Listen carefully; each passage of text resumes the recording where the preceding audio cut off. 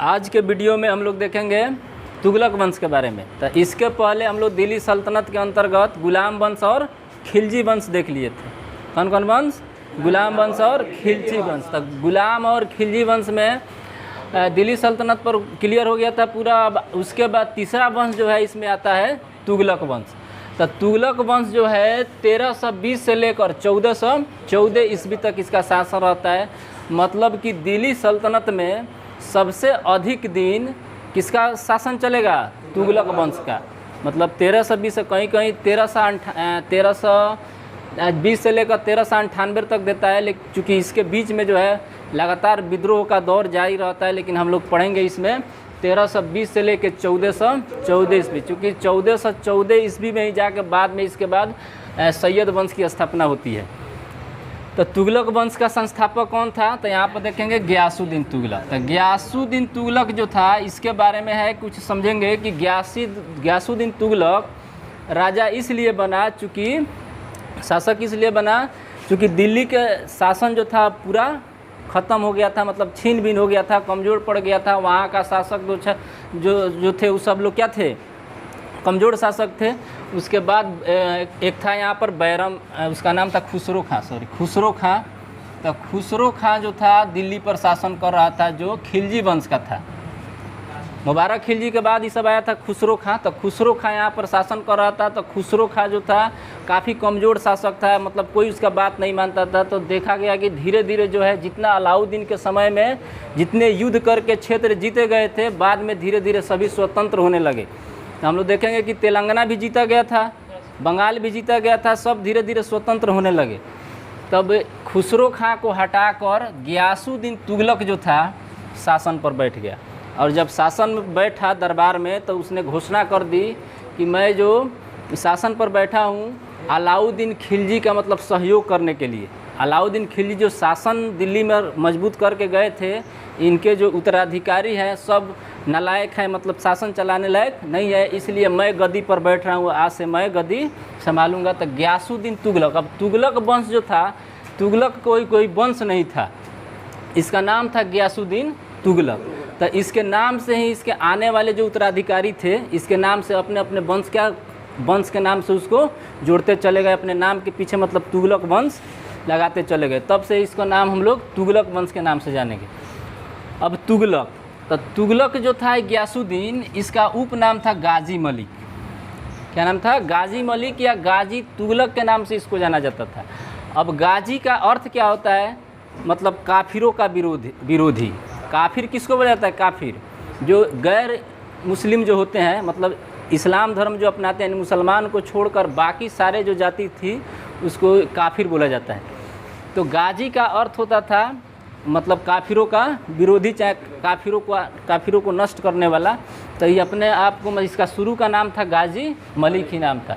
जब शासन पर बैठ गया तो सबसे पहले इसने काम क्या किया कि खुसरो खां के समय में, खुसरो खां जब शासन कर रहा था उस समय में काफ़ी उसके भूभाग थे, धन दौलत था, जितने प्रभावशाली लोग दिल्ली में रहते थे सबको बांट दिया था। तो सबसे पहले वसूली चालू किया कि जितने लोग शासन में बैठकर और ये सब खुसरो खां लुटाया था, उस सब पैसा सबको क्या करो? वापस करो। पैसा, धन, जागीर जितना था सब वापस करने लगा। उसके बाद इसकी युद्ध नीति पढ़ेंगे। युद्ध नीति देखेंगे कैसे कैसे युद्ध करके पूरा फिर से भारत को मतलब जीतने का प्रयास कर रहा है, फिर से इस शासन को मजबूत करता है गियासुद्दीन तुगलक। तो सबसे पहला इसका संघर्ष देखेंगे तेलंगाना अभियान। तो खिलजी वंश हम लोग देखे थे कि तेलंगाना आंध्र प्रदेश वाला क्षेत्र तो जीत लिया गया था, लेकिन खुसरो के समय में फिर वह स्वतंत्र हो गया था। क्योंकि कोई भी शासन जब कमज़ोर हो जाता है तो शासक जो ठीक से नहीं चला पाते हैं, तो अलग अलग लोग विद्रोह करके उस जगह को क्या करा लेते हैं? स्वतंत्र करा के राज चालू कर देते हैं। तो अलाउद्दीन के बाद तो शासन डगमगा गया था, मतलब सब खत्म हो गया था, ये सब बेकार लोग थे। अब ये जब आया कौन? गियासुद्दीन तुगलक। तो सबसे पहले तेलंगाना पर हमला किया, तेलंगाना अभियान। तो तेलंगाना कहाँ पड़ता था? यहाँ, इसको तेलंगाना देखेंगे। तो तेलंगाना को सबसे पहले हमला किया, वहाँ का शासक था राय रुद्र प्रताप देव। क्या नाम था उसका? राय रुद्र प्रताप देव वहाँ शासन कर रहा था। तो इसी युद्ध में सबसे पहले उसने अपने पुत्र को भेजा था, जूना खां नाम था उसके पुत्र का। तो जूना खां को भेजा था, जो हम लोग देखेंगे बाद में मोहम्मद बिन तुगलक के नाम से शासन करेगा। तो अभी जूना खां जो है यहाँ पर भेजता है और जूना खां राय रुद्र प्रताप देव को क्या करते हैं, हरा देते हैं। और यहीं से तेलंगाना का नाम बदल कर सुल्तानपुर रख दिया गया। तेलंगाना का शासक कौन थे, राय रुद्र प्रताप देव। उसको कौन हराया था, जूना खां, उसका पुत्र जो भेजा था अभियान के लिए। और तेलंगाना का नाम बदल कर क्या रख दिया गया, सुल्तानपुर। ठीक, प्रथम अभियान था। उसके बाद देखेंगे 2 नंबर में, तो 2 नंबर में आता है जाजनगर। जाजनगर अभियान में क्या होता है, तो जाजनगर है कहाँ, पहले लोकेशन देखेंगे भारत में कि जाजनगर कहाँ पड़ता है। तो जाजनगर जो है उड़ीसा वाला क्षेत्र है। यहाँ पर उड़ीसा वाला क्षेत्र जो था वो क्या था, जाजनगर। तो जाजनगर पर हमला करता है और यहाँ का शासक थे भानुदेव द्वितीय। तो भानुदेव द्वितीय को खुद जाकर गयासुद्दीन तुगलक युद्ध में उनको हरा कर वहाँ का भी शासन कर लेता है। आप देखेंगे कि धीरे धीरे भारत जो था यहाँ तक जो फैला था, धीरे धीरे इसके वंश में पूरा फैल जाएगा। यहाँ तक भी जो बचा था उसको गयासुद्दीन तुगलक जो है, मतलब तुगलक वंश के द्वारा इसको मिला दिया जाएगा, जिसमें सबसे प्रमुख रहेगा गयासुद्दीन और इसके बाद आते हैं मोहम्मद बिन तुगलक। तो गयासुद्दीन तुगलक जो था, आप किसको जीत लिया है, जाजनगर को, यानी उड़ीसा को। यहाँ का शासक कौन थे, भानुदेव द्वितीय, इनको हरा देता है। उसके बाद आएंगे 3 नंबर में, तो तीसरा अभियान जो था इनका बंगाल वाला क्षेत्र था।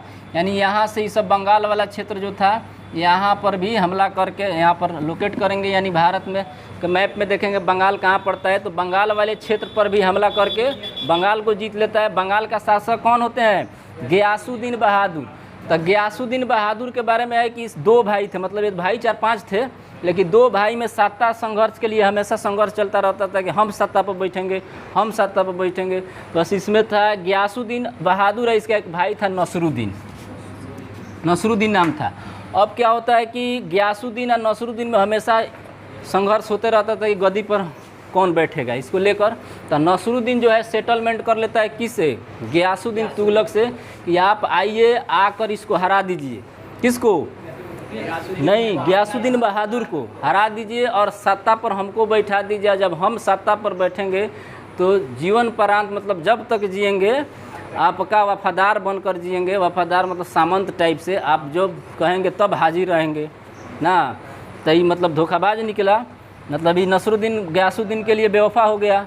मैंने कि कह दिया कि अब अपने भाई को मरवा दिया, उसको बुला के मार देता है। उसके बाद अब फिर नसरुद्दीन को हरा कर गयासुद्दीन मतलब कुछ दिन खातिर रहता है। उसके बाद फिर इसको हटाकर अपना जो मंत्री होता है, जो शासक, उसको बैठाता है। तो खिस्सा का हो गई गयासुद्दीन और नसरुद्दीन के बीच में कि हाँ, ना खुदा मिला ना विशाले सनम, वो हो गई, वो भाई हो गई ना, हाथ से क्या गया, सत्तो भी हाथ से चाला गया। उसके बाद देखेंगे तिरहुत अभियान। तो तिरहुत सबसे इम्पोर्टेंट है। तिरहुत मतलब होता है मिथिला, और मिथिला मतलब बिहार। मिथिला क्षेत्र मतलब क्या हुआ, बिहार हुआ। तो बिहार पर हमला करता है यहाँ, और बिहार पर हमला करके तिरहुत को भी जीत लेता है। तिरहुत मतलब होता है, तिरहुत मिथिला क्षेत्र बोलते हैं। वहाँ पूर्णिया नहीं है, पूर्णिया, अररिया पूर्णिया वाला क्षेत्र जो है वो सब किस में आता है, मिथिला में। तो मिथिला वाला क्षेत्र भी गयासुद्दीन तुगलक जो था वह जीत लिया था। यहाँ से हम लोग देखेंगे कि अब यहाँ का शासक जो मिथिला का जो शासक था वह हरि सिंह देव था। तो हरि सिंह देव जो था, वहाँ से जब युद्ध हुआ तो भाग कर नेपाल चला गया। मतलब वहाँ से भाग के कहाँ चल गया, नेपाल। वहाँ का शासक जो है अहमद खां को बना दिया जाता है। जब तिरहुत वाला मामला मतलब सलट जाता है, यहाँ का जब हरा दिया जाता है, तो पहले ही युद्ध छोड़कर भाग जाते हैं। हरि देव सिंह जो थे यहाँ के राजा, हरि सिंह देव, वह भाग कर कहाँ चले जाते हैं, नेपाल में। अब यहाँ का शासक कौन बन गया है, अहमद खां। अब यहाँ से कुछ इसमें स्टोरी देखेंगे कि हनूज ए दिल्ली दुरस्त, यानी हनूज ए दिल्ली दुरस्त जो लिखा है, काफ़ी इंटरेस्टिंग कहानी है।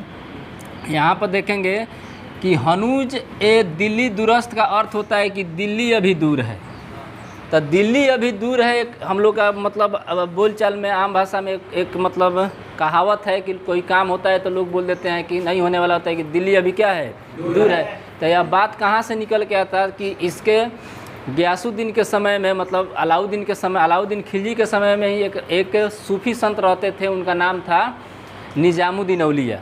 क्या नाम था, निजामुद्दीन औलिया। तो निजामुद्दीन औलिया जो थे खुसरो खां के समय हम शुरू में बताए थे कि खुसरो खां जो था अपना धन दौलत खूब लोगों के बीच बांट दिया था, तो उसी में निजामुद्दीन औलिया को भी जागीरें और धन दौलत दी गई थी। तो जागीर और धन दौलत कौन लिया था? निजामुद्दीन औलिया। तो जब गियासुद्दीन तुगलक जब राजा बना तो सब किसी से वसूली करने लगा वापस। तो यहाँ निजामुद्दीन औलिया से ही बोला कि आप भी सब चीज़ लौटा दीजिए, आपको जितना चीज़ दिया गया है। तो निजामुद्दीन औलिया बोले कि मेरे पास कुछ नहीं है, जितना था वो सब मैंने लोगों में बांट दिया है। तो सूफी संत थे, सूफी संत लोग रुपया रखते भी नहीं थे, धन दौलत सब लोगों में हेल्प के लिए, सहायता के लिए क्या हो गया, बांट दिए थे। लेकिन ज़बरदस्ती कर रहा था गियासुद्दीन तुगलक। तो जब आया था यहाँ पर मिथिला, कहाँ, तिरहुत अभियान पर जब आया था यहाँ, तब यहाँ से फरमान, दिल्ली में फरमान भिजवाया था कि आप भी वापस कीजिए। तो वहाँ से जो थे निजामुद्दीन औलिया, वो बोले थे कि मैं वापस नहीं करूँगा। तब गियासुद्दीन तुगलक बोला था कि मेरे आने से पहले, यानी दिल्ली पहुँचने से पहले आप दिल्ली छोड़कर भाग जाइए, ना तो आ जाएंगे तो मतलब मार देंगे। मैं धमकी दिया था कि मेरे दिल्ली पहुँचने से पहले आपको दिल्ली छोड़ देना है। तो वही बोले थे निजामुद्दीन औलिया कि हनूज ए दिल्ली दुरस्त, मतलब दिल्ली अभी दूर है। अभी आप कहाँ है? तिरहुत में हैं आप, मतलब दिल्ली अभी दूर है, मतलब दिल्ली नहीं पहुँचेंगे। अब बात उनकी सही साबित हो गई। कैसे कि जैसे यहाँ से निकला हुआ दिल्ली आने के लिए, तो दिल्ली से 6 किलोमीटर पहले यहाँ पर, मतलब यहाँ दिल्ली हो गया।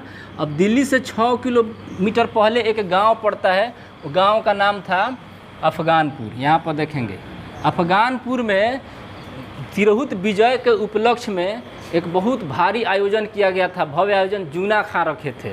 जूना खां के बारे में पढ़े थे, इसका पुत्र था, अभियान में गया था। तो जूना खां जो था मतलब रखा था बहुत भारी भव्य स्वागत के लिए दिल्ली से 6 किलोमीटर पहले। कौन गांव का क्या नाम है? अफगानपुर। तो अफगानपुर में भव्य स्वागत के लिए रखा गया था। लकड़ी का महल बनवाया गया था, लकड़ी का महल था, और लकड़ी का महल मतलब देखने में बहुत सुंदर था। तो वहाँ पर इसको रखा गया। अब उसके बाद क्या हुआ कि उसी में आयोजन चल ही रहा था कि लकड़ी का महल जो था ढह गया, मतलब गिर गया, गिर के उसी में दबा के वह मर गया। समझ में आया? तो मतलब कहाँ नहीं पहुँचा? दिल्ली नहीं पहुँचा, चूँकि वो बोले थे कि दिल्ली अभी दूर है। अब इसके दरबार में जो है उसके समय में मतलब देखेंगे कि 2 इतिहासकार होते हैं, इब्न बतूता और इबरनी।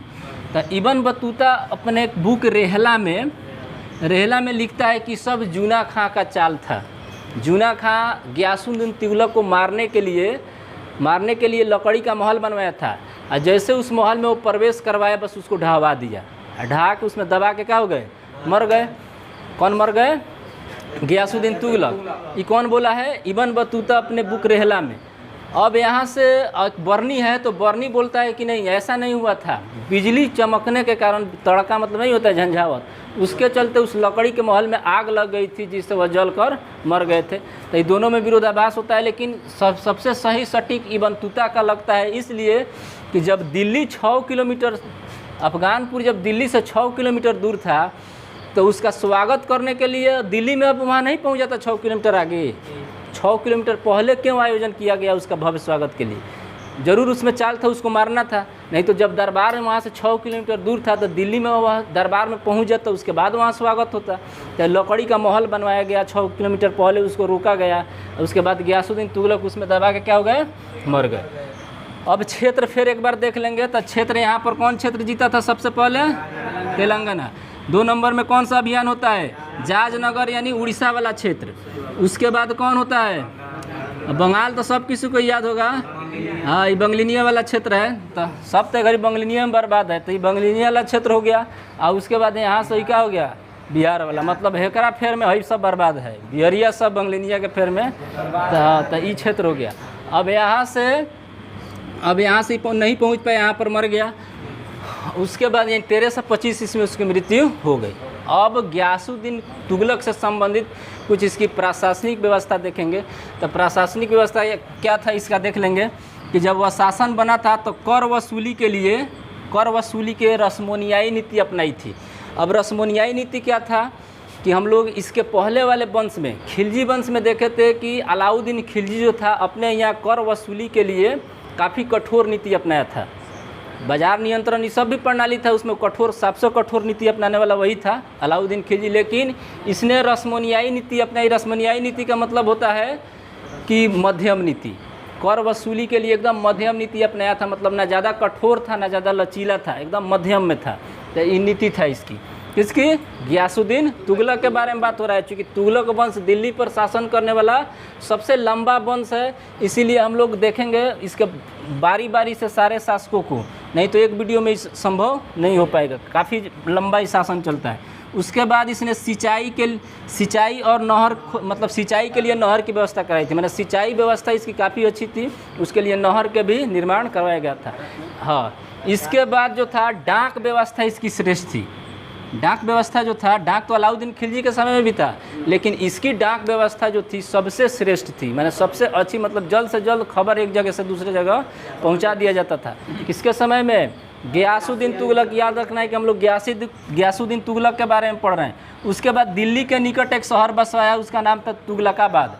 अपने नाम से दिल्ली के निकट एक शहर बसाया है, उसका नाम है तुगलकाबाद, अभी भी है। अब उसके बाद हाँ, उसी नाम से। अब राजस्व वसूली के लिए कर मुक्त जागीर क्या है? तो उसने क्या किया था कि राजस्व वसूली के लिए जो राजस्व कर्मचारी होते थे, सरकारी अधिकारी, उनको क्या किया था कि पैसा देने के बजाय कि उसको पैसा नहीं देता था, कर मुक्त जागीरें दे देता था।